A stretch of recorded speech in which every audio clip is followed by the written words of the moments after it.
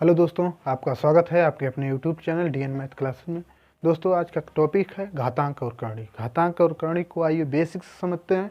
तो वीडियो को शुरू करते हैं। आइए देखिए दोस्तों, यह है स्क्वायर रूट, जिसे बोलते हैं करणी। यहाँ पे दिया है 36, तो 36 का वर्गमूल निकालते हैं। तो 36 का वर्गमूल होता है 6, तो लिखते हैं 6। अगर दे दिया क्यूब रूट, यहाँ पे 3 लिखा है तो क्यूब रूट होता है, और यहाँ पे कुछ नहीं लिखा है तो 2 मानते हैं। 2 मानेंगे तो ये होता है स्क्वायर रूट।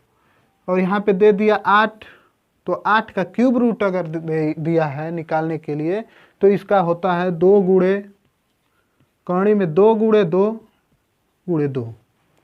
जब 8 दिया है तो 3 यहाँ पे लिखा है तो क्यूब रूट है, तो इसका 3 का जोड़ा बनता है। तो इसमें से 2 एक आ जाएगा बाहर, ये हो जाएगा आंसर। तो 8 का क्यूब रूट 2। अगर दे दिया है 8 का करणी में 8, यहाँ पे कुछ नहीं दिया है तो यहाँ पे 2 मानेंगे। 2 मानेंगे तो ये हो जाएगा वर्गमूल निकालने के लिए। तो ये हो जाएगा करणी में 2 गुणे 2। तो दोस्तों, इसमें जब यहाँ पे कुछ नहीं लिखा है तो 2 मानेंगे, तो 2 का जोड़ा बनाएंगे तो 1 2 बाहर आ जाएगा, और 1 2 का जोड़ा नहीं बन रहा है तो ये अंदर रहेगा, तो ये हो जाएगा 2। ये हो जाएगा आंसर। तो 8 का कोई वर्गमूल पूछे आपसे तो बताइए 2 करणी में 2। तो आइए अगला दोस्तों, अगर दिया है 2 करणी में 2, अगर इसको कह रहा है कि इसको करणी में लिखिए, तो इसको ऐसे नहीं लिखेंगे, ये इतना जल्दी नहीं जाएगा अंदर। करणी में जाने के लिए इसको कहेगा कि हमारा जोड़ा बनाइए, तो जोड़ा बनाएंगे तब अंदर जाएंगे। तो इसका जोड़ा बनाएंगे तो ये हो जाएगा 2 गुणे 2 गुणे 2। इसका एक जोड़ा तो 2 हो जाएगा, 2 ठो 2, और इसका एक है ही तो इसका एक, तो ये 2 हो गया। तो इसको अगर बाहर निकालेंगे तो ये हो जाएगा करणी में 8। ये हो जाएगा करणी में 8। तो इसका अगर इसको बाहर निकालेंगे तो 2 करणी में 2 हो जाएगा कि नहीं। अगर यहाँ पे कोई भी चिन्ह नहीं है माइनस प्लस, तो यहाँ पे गुणा मानते हैं, ये ध्यान दीजिए। अगला देखिए, अगर दिया है करणी में 49 को हल करने के लिए दिया है, तो इसको लिखेंगे करणी में 7 गुणे 7। तो इसका 2 का जोड़ा बन रहा है तो इसका हो जाएगा 7। तो 7 का रुक दो।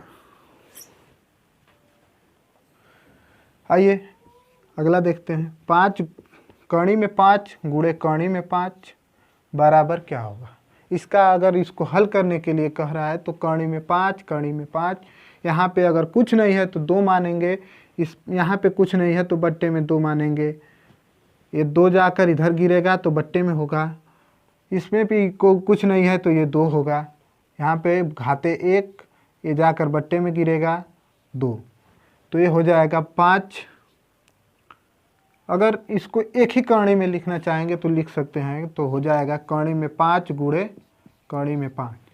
अगर यहाँ पे प्लस माइनस है तो यहाँ पे गुणा नहीं लिखेंगे। अगर प्लस माइनस है तो यहाँ पे एक ही करणी में 5 नहीं होगा। तो आइए अगला, तो इसका हो जाएगा 25, करणी में 25 होगा। तो इसका वर्गमूल निकालेंगे तो 5 गुणे 5,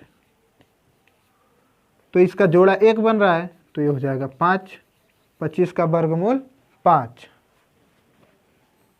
दोस्तों देखिए अगला, अगर दिया है 7 पे पावर 6, तो इसको कैसे हल करेंगे। तो 7 पे पावर 6 तो ऐसे ही नहीं लिख देंगे। तो 7 पे पावर 6 का मतलब 7 का 6 बार गुणा किया है, तब जाकर 7 पे पावर 6 आया है। हटा ये ना सही भुला गया।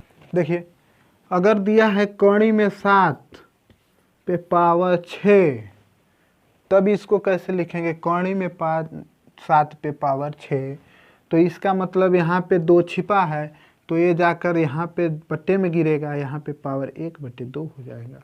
तो ये हो जाएगा 7/1/2 गुणे 6। होगा कि नहीं होगा। तो इससे 2 तिहाई 6 कटेगा तो 7 पे पावर 3 बराबर 7 गुणे 7 बराबर 343, ये आंसर हो जाएगा। अगर दिया है 2 पे पावर 5 तो ये होता है आधार,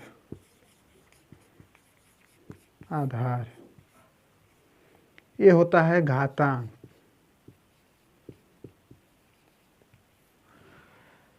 इसे इंग्लिश में बोलते हैं बेस, इसे बोलते हैं पावर।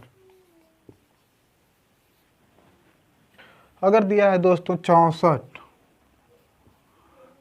64 कैसी संख्या है, तो 64 जो है ना ये वर्गमूल है, वर्ग संख्या भी है और घन संख्या भी है।